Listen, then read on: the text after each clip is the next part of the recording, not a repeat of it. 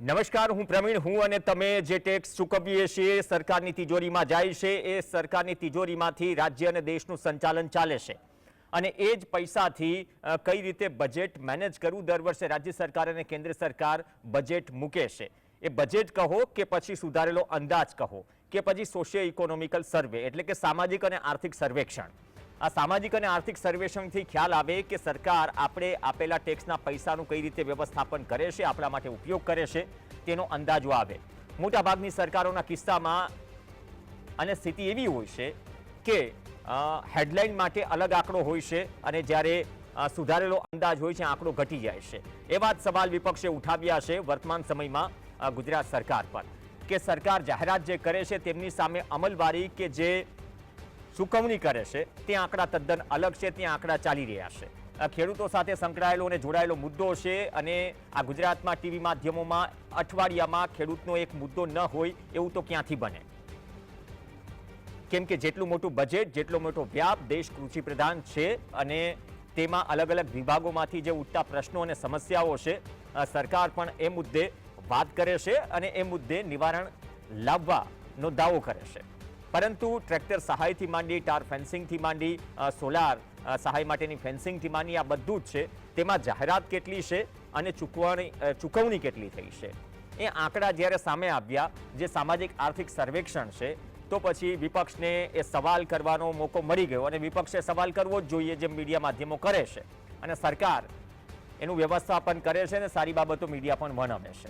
પણ જ્યારે ખરેખર જાહેરાત અને ચૂકવણામાં જમીન આસમાનનો ફરક હોય તો પછી પીએમ કિસાન સન્માન નિધિ જેવું થાય, જે આંકડો બજેટમાં કેન્દ્રના બજેટમાં આપવામાં આવે અને સુધારેલા અંદાજ પ્રમાણે જો એમાં આંકડો 10% સુધી ઘટી જાય તો પછી સવાલ ઊભો થાય કે જે આંકડો હતો શું હેડલાઇન માટે આપવામાં આવ્યો હતો?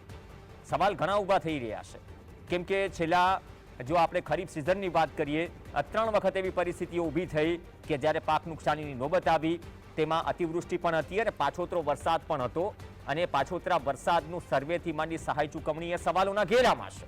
કૃષિ મંત્રી પણ આ મુદ્દે કહી ચૂક્યા છે, સરકારના પ્રવક્તા મંત્રીશ્રીઓ પણ આ મુદ્દે વાત કરી ચૂક્યા છે, પરંતુ જે અગાઉ સહાય જાહેર કરી હતી એ સહાય તો જાહેર કરી, એમાંથી ચૂકવણું કેટલું થયું છે એનો સવાલ મીડિયા માધ્યમોમાં પણ પૂછાયો, વિપક્ષ પણ પૂછી રહ્યું છે કે કેટલા ચૂકવાયા।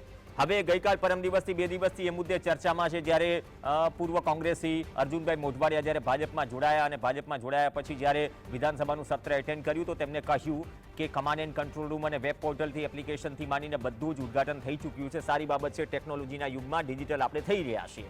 તો હવે સર્વેમાં પણ માનવ રહિત જે માનવની માનવીય ભૂલ છે ઓછી થશે, સમયસર સર્વે થશે અને સર્વે સાથે સાથે ચૂકવણું પણ ફટાફટ થશે। પણ જે જાહેરાત થઈ 2 એમાંથી ચૂકવણું એક્ઝેક્ટ કેટલું થયું છે એ આંકડો પણ શું વિધાનસભામાં પૂછાય છે અથવા તો એ સવાલ પૂછાય છે એનો જવાબ મળે છે? કેન્દ્ર પાસેથી કેટલું ફંડ આવ્યું અથવા તો કેન્દ્રે એમાં કેટલું ચૂકવણું થયું એ મુદ્દે પણ શું જવાબ પ્રોપર મળે છે અથવા સવાલ પૂછાય છે? આમ પણ ગુજરાતમાં વિધાનસભામાં કેગનો રિપોર્ટ છેલ્લા દિવસે મેઝ પર મુકાય તો ચર્ચા કરવાનો અવકાશ ક્યાંથી રહે? બાકી બજેટની વેબસાઇટ ઉપર ફાઇનાન્સ ડિપાર્ટમેન્ટ ઓફ ગુજરાતની વેબસાઇટ પરથી બધા જ રિપોર્ટ અવેલેબલ હોય છે, થોડા લાંબા લચક હોય છે, થોડો અભ્યાસ કરવાની જરૂર હોય છે। તો એમાંથી જે આંકડાઓ સામે આવે છે કાં તો સુધારેલા અંદાજ મુજબ અથવા તો આર્થિક અને સામાજિક સર્વેક્ષણ, એ બંનેના આંકડા પણ અલગ અલગ હોય છે અને આંકડાનો તાળો ત્યારે મળે છે કે જ્યારે 2 કે 3 આંકડાઓ તમે ભેગા કરો અને પછી અંદાજો આવે કે ખરેખર આ યોજના મુદ્દે જેટલી જાહેરાત કરાઈ હતી એ ચૂકવણું થયું છે કે નહીં। હવે આ 3 કે 4 આંકડા આવ્યા તો કિસાન કોંગ્રેસના ચેરમેને કહ્યું કે આ તો ગંભીર સવાલ છે, જાહેરાત કરી એમની સામે ચૂકવણું ઓછું થયું છે, જાહેરાત જેવી સરકાર છે અને હાથીના દેખાડવાના અલગ અને ચાવવાના અલગ હોય છે। સવાલ જે સહાય જાહેર કરી હતી અતિવૃષ્ટિ મામલે તેના ચૂકવણાના મુદ્દે પણ સવાલ ઊભો થયો। તો આ બધા આક્ષેપ પ્રત્યાક્ષેપ ચાલતા રહેશે પણ તેના વચ્ચે સવાલોનો જવાબ મળવો જરૂરી છે। આપણી સાથે 2 ખાસ મહેમાન જોડાશે, કિસાન કોંગ્રેસના ચેરમેન પાલ આંબલિયા જોડાશે અને પૂર્વ કૃષિ અધિકારી મધુભાઈ ધોરાજીયા જોડાશે। બંનેનું સ્વાગત છે। મધુભાઈ, આપથી શરૂઆત કરીએ। જે કિસાન કોંગ્રેસે જે વાત કરી છે, મેં સોશિયો ઇકોનોમિક સર્વે પછી મેં 2-4 વરિષ્ઠ લોકોને પણ વાત કરી કે ખરેખર આમ તો રિપોર્ટ બહુ લાંબો છે પણ મોટાભાગે એવું બનતું હોય છે કે જાહેરાત સામે ચૂકવણું આપણે જ્યારે એકચ્યુઅલ જોવા જઈએ ત્યારે ઘણો સવાલ ઉઠે કે ઓહો ઘણો બધો જમીન આસમાનનો ફરક છે. તો આવો માત્ર 3 કે 4 યોજનાના કિસ્સામાં જ છે કે મોટાભાગે કોઈ પણ સરકાર નું કદાચ સર્વેયું શોધવા જઈએ તો કદાચ ઘણી બધી યોજનાઓ એવી નીકળે કે જ્યાં આટલું અંતર આપણને જોવા મળે? પ્રવીણભાઈ, જે યોજનાઓ બનતી હોય છે એની યોજનાનું અમલીકરણ થતું હોય છે અને યોજનાનું અમલીકરણ થયા પછી ખરેખર જે ખર્ચ થતો હોય છે એમાં ઘણો આસમાનનો ઘણો ડિફરન્સ હોતો હોય છે, ઘણો તફાવત રહેતો હોય છે.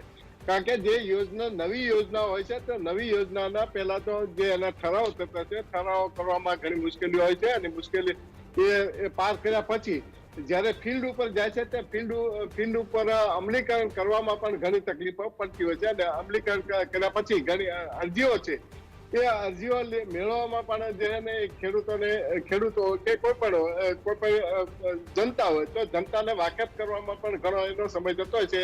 અને ખરેખર જયારે વાસ્તવિક જયારે ડિસેમ્બરની અંદર છે, ડિસેમ્બર ઘણી વખત છે બજેટના પણ ઉપલબ્ધ થતું હોતું નથી અને બજેટના ઉપલબ્ધ નહીં થવાના કારણે એ ડિસેમ્બર જાન્યુઆરીમાં એ ખર્ચ થતા હોય છે અને એ પણ ખર્ચો પણ એ ઘણો ઓછો હોય છે. દાખલા તરીકે આપણે ડ્રોન દીદી નામની જે છે ડ્રોનની યોજના હતી, તો ડ્રોન જે યોજના હતી તો એ ખરેખર 15,000નો લક્ષ્યાંક હતો અને 15,000ના લક્ષ્યાંક સામે 1,056 અને એમાં પણ ગુજરાતની અંદર 56 ડ્રોન જે છે અમલ થયો છે. આજે 2 વર્ષ પૂરા થયા હોવા છતાં આજે એ ફક્ત ખાલી 56 ડ્રોન ની આજુબાજુ જે છે એ અમલ થયો છે. તો આ જે છે એ જાહેરાત કરવી અને એનો ખરેખર ખર્ચ કરવો એમાં ઘણો ડિફરન્સ આવતો હોય છે અને અમલીકરણમાં આ બધી ખામીઓ હોય છે અને ખામીઓ જેટલી સરળતાથી જેટલી ત્વરિત દૂર થતી હોય તો એનો એ ખર્ચો જે છે એ ત્વરિત થતો હોય છે. જ્યારે જનતાની અંદર આ યોજનાઓ આવતી હશે, જનતા ઇન્ડિવિજ્યુઅલ યોજનાઓ છે, તે ઇન્ડિવિજ્યુઅલ યોજનાની અંદર મુશ્કેલીઓ છે. જ્યારે જાહેર યોજનાઓ હોય તો જાહેર યોજનાનો એ ખર્ચો વધુ થતો હોય છે, જ્યારે વ્યક્તિગત યોજનાઓની અંદર આ ખર્ચો ઓછો થતો હોય છે. એટલે આર્થિક જે સર્વેક્ષણ જે આવતું હોય છે એમાં પણ આપણે જોઈએ કે આ વસ્તુની જરૂરિયાત છે અને આ વસ્તુની જરૂરિયાત નથી હોતી અને એ ઘણી વખત એ યોજના દાખલા કે ટ્રેક્ટરની આપણે જોઈએ તો ટ્રેક્ટરની યોજના માટે એ ખેડૂતો આખા વર્ષ દરમિયાન એ ગમે ત્યારે લઈ શકતા હોય છે. જ્યારે આ યોજનાની અંદર આવતા વર્ષની અંદર જે યોજના જે દાખલ કરી કે 1 લાખ સહાય આપવામાં આવશે, પરંતુ આ એપ્લિકેશન છે એપ્લિકેશન ઓનલાઈન હજી ખોલ્યા નથી, ઓનલાઈન એપ્લિકેશન ખોલ્યા નથી અને ઓનલાઈન એપ્લિકેશન ખોલશે પછી 1 મહિનો આપશે અને 1 મહિના પછી એ ફરી પછી ઓનલાઈન જેટલી અરજીઓ આવી છે એને ડ્રો થશે કે પછી એના સિસ્ટમેટિક જે કહીને વહેલા તે પહેલાના ધોરણે આપશે. એટલે આ ખેતી કાર્યો છે તો ખેતી કાર્ય માટે જે કઈ સંકળાયેલું હોય તો જૂન જુલાઈની અંદર મોટા ભાગે ખેતી કાર્ય એ પૂર્ણ કરવાનું થતા હોય. પાછળ છે ચોમાસામાં છે એ ખેતી કાર્ય એ ટ્રેક્ટરનો બહુ જ ઓછો ઉપયોગ થતો હોય. એટલે જે કઈ ટ્રેક્ટર લેવાતા હોય છે મોટા ભાગે એ અત્યારે માર્ચ, એપ્રિલ અને મે, જૂનની અંદર લેવાતા હોય છે. એટલે આ યોજનાની અંદર એ વાસ્તવિક જે ખર્ચો એ થવો જોઈએ તે વાસ્તવિક ખર્ચો થતો હોતો નથી અને પછી જે કઈ કદાચ જે ખેડૂતોની અરજીઓ ખેડૂતે ટ્રેક્ટર લઈ લીધા હોય અને પાછળથી એને મંજૂરી આપવામાં આવે તો એના કારણે પણ એ ખેડૂતોની અરજીઓ એટલે એમને મધુભાઈ ઘણી વખત બહુ સામાન્ય સવાલ છે. આ કદાચ આપણે થોડું ડિટેલમાં જઈશું. આમાં ઘણી વખત બહુ 20 સેકન્ડમાં ક્વિક જવાબ જોઈએ છે, બાદમાં પાલાંબલિયા. ઘણી વખત એવું છે ને બજેટ જાહેર થાય ત્યારે કદાચ માંગ આવે કે નહીં આ બજેટ બહુ ઓછું છે, થોડું વધારે બજેટ જાહેર કરવું જોઈએ પરિસ્થિતિઓ પ્રમાણે. તો ઘણા કિસ્સામાં એવું છે કે બજેટ જાહેર થાય છે પણ એટલું બજેટ વપરાતું પણ નથી. તો આ પણ એક કારણ હોવું જોઈએ, તેના કારણો અલગ અલગ હોઈ શકે.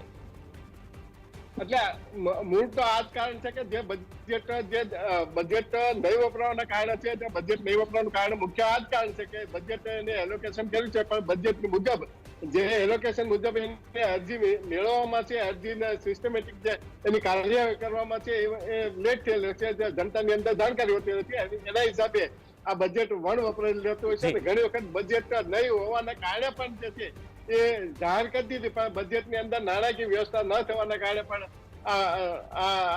જે છે એ ઓછો વપરાશ થતો હોય છે. પાલાંબલિયા, આમાં મેં એટલે જ કીધું કે બજેટ ઘણી વખત જાહેર થાય, જાહેરાત અલગ હોય છે, અમલવારી અલગ હોય છે, જમીન આસમાનનો ફરક ઘણી યોજનાઓમાં હોય છે. તો શું આજે સામાજિક આર્થિક સર્વેક્ષણની જે વાત થઈ રહી છે ને કિસાન કોંગ્રેસ તરફથી તમે જે સવાલો ઉઠાવ્યા છે એ કિસ્સામાં પણ એવું થયું છે તાર ફેન્સિંગ હોય, સોલાર સાથેની વાત હોય કે પછી ટ્રેક્ટર સાથેની વાત હોય કે ના સરકારે જાહેરાત આટલા નહીં કરી, ચૂકવણું કેમ ઓછું થયું હોઈ શકે? અથવા તો શું એટલી ખરીદી જ ઓછી થઈ છે અથવા તો શું ખેડૂતોએ યોજનાનો લાભ જ ઓછો લીધો છે? કારણ શું હોઈ શકે? પ્રવીણ, સમજવા જેવી વાત એ છે કે સરકાર, હું એક વખત નહીં અનેક વખત કહી ચૂક્યો છું કે જ્યાં ખેડૂત શબ્દ આવે છે ને ત્યાં સરકાર જાહેરાતો કરે છે, મોટી મોટી જાહેરાતો કરે છે. દાખલા તરીકે આ 3 યોજનાઓને બાજુમાં મૂકી દો. જુલાઈ અને ઓગસ્ટની અંદર જે વરસાદ પડ્યો એમાં એક 419 કરોડનું જાહેરાત પેકેજ, બીજું 1400 કરોડની જાહેરાત પેકેજ, ટોટલ સરવાળો 1819 કરોડની જાહેરાત થઈ. અને એના પછી કમોસમી વરસાદ જે ઓક્ટોબરમાં થયો એમાંય સરકારે મોટી મોટી પ્રેસ કોન્ફરન્સો કરીને સર્વે કરીએ છીએ અને અમે પૈસા ફાળવશું એની મોટી જાહેરાત કરી. 1 રૂપિયો ફાળવ્યો નહીં, 1 રૂપિયો કમોસમી વરસાદનો આપ્યો નહીં. જુલાઈ ઓગસ્ટનો સરવાળો 1819 કરોડનો જે મોટી જાહેરાત થઈ એમાં હું આજે જીએસટીવીના માધ્યમથી સરકારને ચેલેન્જ સાથે કહું છું, આ વસ્તુ જાહેરાત થઈ ત્યારે મેં કહી હતી કે સરકાર 500 કરોડ નહીં વાપરે.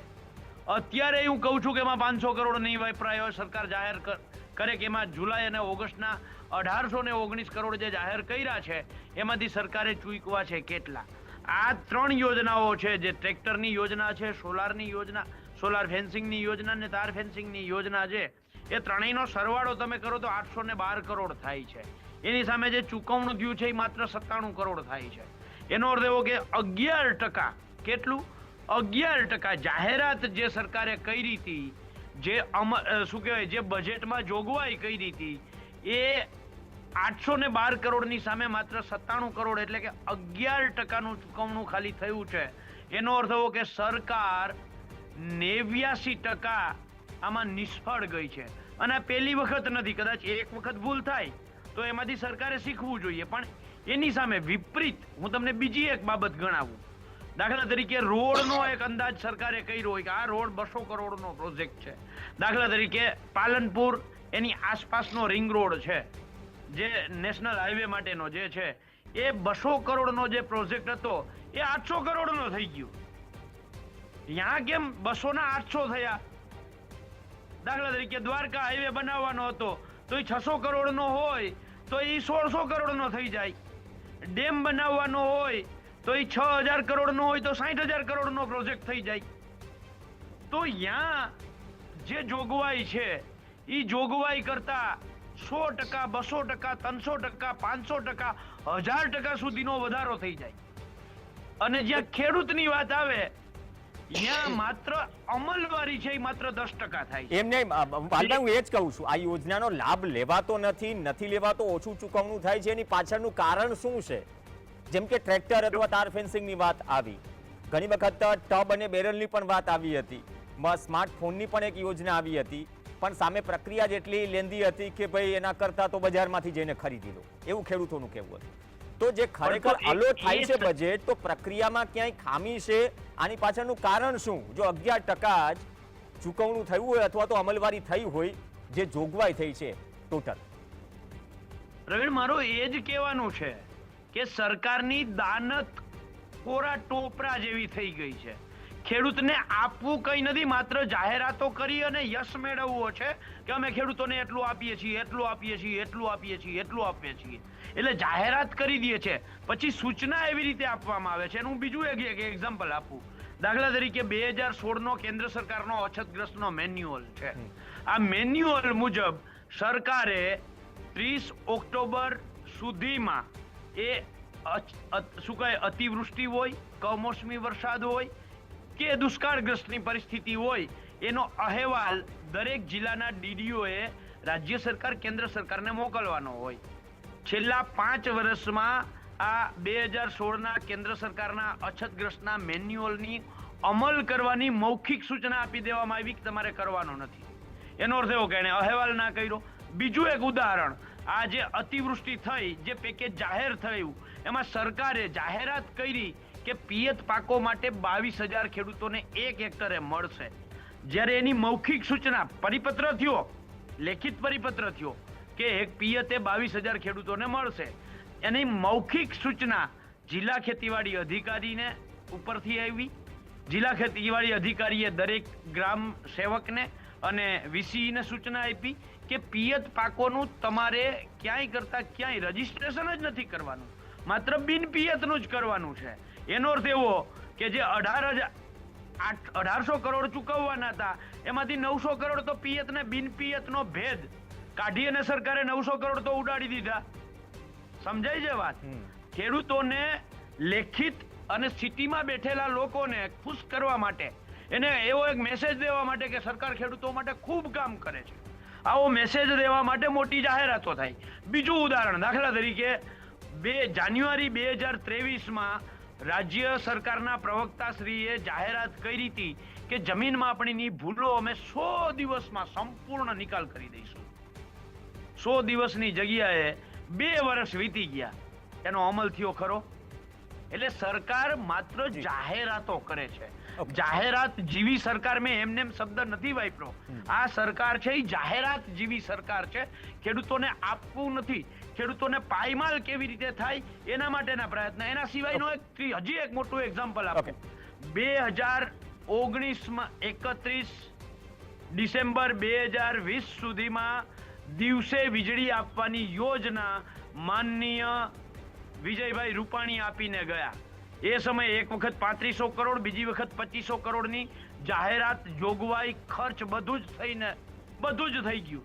ત્યાર પછી અત્યાર સુધીમાં 5 વખત દિવસે વીજળી આપવાની સૂર્યોદય કિસાન યોજનાની જાહેરાત 5 વખત કરવામાં આવી. એના માટે ફાળવણી કરવામાં આવી, તો એનો અમલ કેમ ના થયો? સવાલ આ છે પ્રવીણ કે સરકાર માત્ર જાહેરાતો કરી અને લોકોને ખુશ રાખવા માંગે છે. જ્યારે ખેડૂતોને આપવાની વાત આવે ત્યારે વિચારે છે ખેડૂત પાયમાલ કેવી રીતે થાય. કિસાન સૂર્યોદય યોજના તમે વાત કરી કે કિસાન સૂર્યોદય યોજના, વિપક્ષ આટલા મુદ્દા ઉઠાવી ચૂકી છે. આ મંચ પર પણ ઘણી બધી ડિબેટ થઈ ચૂકી છે. એ મુદ્દે હજુ પણ કોઈ ખોખારો ખાઈને કહેવાના મૂડમાં નથી કે તમે જે લક્ષ્યાંક નક્કી કર્યો હતો એના દિવસો વીતી ગયા, વર્ષ વીતી ગયું, કેમ લાગુ નથી થઈ શકી. એ મુદ્દે દુર્ભાગ્યપૂર્ણ રીતે ચર્ચા પણ ઓછી થાય છે મીડિયા માધ્યમોમાં. પણ મધુભાઈ દોરાજીયા, સમય ઓછો છે, એક મહત્વનો મુદ્દો છૂટી જાય છે. ગઈકાલે જ્યારે અર્જુનભાઈ મોઢવાડિયા ધારાસભ્ય જે હાલ ભાજપમાં છે આવ્યા તો મીડિયાએ સવાલ કર્યો એ બાબતમાં સર્વેની ને આ બધી વાત હતી. કેમ કે અહીંયા સવાલ તો એ પણ પૂછાવવો જોઈએ કે જો અતિવૃષ્ટિ પછી પાછોતરો જે વરસાદ થયો છે એનો સર્વે થયો છે કે નહીં, કેટલો થયો છે, કેટલો શું થયો છે, એ પણ પબ્લિક ડોમેનમાં હોવું જોઈએ. નહીં તો હું કોન્ફિડન્સથી સવાલ કરી શકું સરકાર, એટલે સરકાર જવાબ તો આપે, અથવા તો કૃષિ વિશેષજ્ઞને સવાલ કરી શકું, અથવા સર્વે થયો છે કે નહીં. પણ એમ કહી રહ્યા છે કે હવે આપણે ટેકનોલોજી સાથે જઈ રહ્યા છે. કમાન્ડ એન્ડ કંટ્રોલ રૂમનું ઉદ્ઘાટન મુખ્યમંત્રી 2 દિવસ પહેલા કરે છે. એપ્લિકેશનથી માંડીને વેબ પોર્ટલ બધું જ થશે. તો હવે સેટેલાઇટની મદદથી સર્વે થશે મધુભાઈ ધોરાજીયા, અને ઝડપથી થશે, ઝડપથી ચૂકવણું થશે. એની અમલવારીની અપેક્ષા રાખી શકીએ કે ઝડપથી થાય? સેટેલાઇટ થી થાય, ડ્રોન થી થાય, જે કઈ થાય, પણ એક જ મુદ્દો હોય છે કે તાત્કાલિક કેટલા દિવસની અંદર ચૂકવણું કરવા માંગે છે એ સરકારશ્રીએ પહેલા જાહેર કરવું જોઈએ. આજે સર્વે કરવાના 5 મહિના પછી તમે ચૂકવણું કરો તો એનો કોઈ સર્વેનો કોઈ મતલબ રહેતો નથી. આ સરકારની ખરેખર દાનત હોય ને તો મુખ્યમંત્રી કિસાન સહાય યોજના, જે આપણે પાક વીમા યોજનાની ઓલ્ટરનેટમાં આપણે જે સરકારશ્રીએ મૂકેલી છે, આ યોજના ખરેખર કેટલો ખર્ચો કર્યો છે? 0 ખર્ચ અત્યારે છે. 0 ખર્ચ અત્યારે યોજના અમલ આવ્યા પછી જો સરકારશ્રીની દાનત હોત તો આ યોજના ખરેખર એમાં ખર્ચો પડ્યો જ હોત. પરંતુ આ યોજનાને એ અમલ કરી શક્યા નથી. સરકાર ભૂલી ગઈ છે મધુભાઈ ધોરાજીયા. મધુભાઈ કદાચ એ યોજના કદાચ સરકાર ભૂલી ગઈ છે. આ મંચ ઉપર કદાચ 2 વખત શ્રદ્ધાંજલિ આપી છે અને આપવી પડે છે કેમ કે ભૂલાઈ ગઈ. સરકારને યાદ દેવડાવવાનો પ્રયાસ કર્યો કે નહીં આ યોજના કોઈ છે જે તે સમયે સરકારે જાહેર કરી હતી અલ્ટરનેટિવ રૂપે, તો આ ભૂલી જવાનું. એટલે સરકારશ્રીની જો દાનત તો આમાં આ યોજના ખરેખર એ ચાલુ રાખ્યો હતો. પણ સરકારશ્રીના નાણાકીય વિભાગની અંદર એ ખરેખર કેટલું ઉપલબ્ધ બજેટ થાય છે, બજેટની જાહેરાત જુદી હોય છે, બજેટ માટે ફાળવણી અને બજેટ માટેનો ખર્ચો, આ ખરેખર બધી વસ્તુ જુદી છે. ખરેખર જો એ કૃષિને જો લક્ષ્ય અપાતું હોય તો આજે જે જીજીઆરસી ની અંદર આપણે જોયું છે કે ટપક સિંચાઈ યોજનાને એ વ્યાપક પ્રમાણની અંદર એ ભલામણ કરવામાં આવે છે, એનો જાહેરાત કરવામાં આવે છે, પણ એ ખરેખર એનું બજેટ એને ફળવાય છે ખરું? આજે કેટલા ખેડૂતો આજે લાઈનમાં હોય છે, એના ટાર્ગેટ મુજબ એ ખરેખર કામગીરી પણ થતી હોતી નથી. આપણે ઘણી વખત આપણે ડિબેટની અંદર પણ આપણે રજૂઆતો કરે છે કે ભાઈ ટપક યોજનાની અંદર આ યોજનાની અંદર વધારે બજેટ ફાળવાનું, વધારે જે કરે, પરંતુ ખરેખર જે વાસ્તવિકતા એ છે કે જેટલું ફાળવેલ છે એટલું એનું વપરાતું પણ હોતું નાણાકીય જે જોગવાઈના કારણે એ વાપરી પણ શકતા હોતા નથી. એટલે ખરેખર તો નાણાં જો એ ફાળવવામાં આવે, નાણાં જે તે બજેટના હેડે એ ખરેખર ફાળવી દેવામાં આવે તો આ ખર્ચો એ થતો હોય છે ને. અને જે કે એપ્લિકેશનની પ્રક્રિયા છે એમાં પણ અત્યારે સુધારો કરવાની જરૂર છે કે એપ્લિકેશન કર્યા પછી આજે 3-4 મહિના 6 મહિના સુધી તમે એપ્લિકેશન મંજૂર છે કે ના મંજૂર છે એ જણાવે નહીં તો ખેડૂત એની રાહ બેસવાનું નથી. અને થઈ ગયા પછી તમે એમ કહેજો કે આ તો જૂનું છે. આજે ગોડાઉન યોજના છે તો ગોડાઉન યોજના પોરબંદરનો દાખલો છે કે પોરબંદરમાં 1 વર્ષ 6-7 મહિના સુધી એ ખેડૂતોને અરજી મંજૂર છે કે ના મંજૂર છે એની ખેડૂતે અરજી કર્યા પછી એને જવાબ મળતો નથી. તો ખેડૂત શું ગોડાઉન માટે એ બેઠો રહે ને એ થઈ ગયા પછી જોવા જાય છે કે આ તો ગોડાઉન જૂનું છે.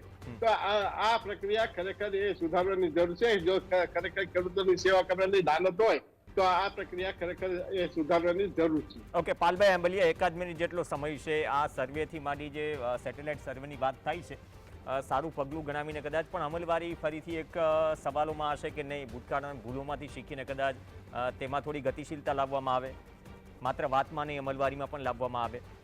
સારી બાબત સેટેલાઇટથી સર્વે જે કમાન્ડ એન્ડ કંટ્રોલ રૂમની વાત થઈ રહી છે.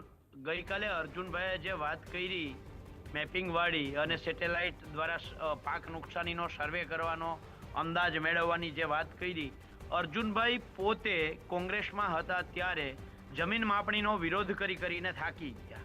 અર્જુનભાઈએ કહ્યું હતું કે જમીન માપણીમાં કોઈ સરકારી યોજનાઓ પણ અટકેલી પડી છે. એણે પોતાના નામજોગ કહ્યું હતું કે અર્જુનભાઈનું ખેતર છે અહીંયા હામદભાઈનું ખેતર બેહી ગયું છે. આવું અર્જુનભાઈના પોતાના શબ્દો હતા.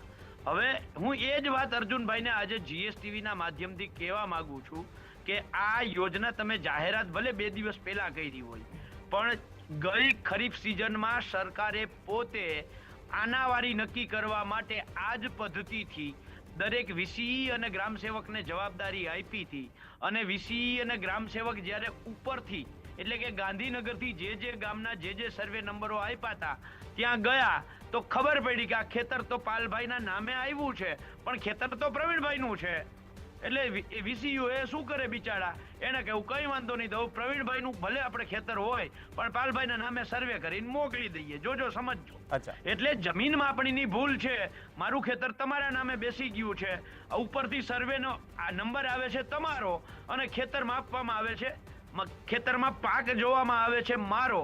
હવે આ કેવી રીતે શક્ય બને?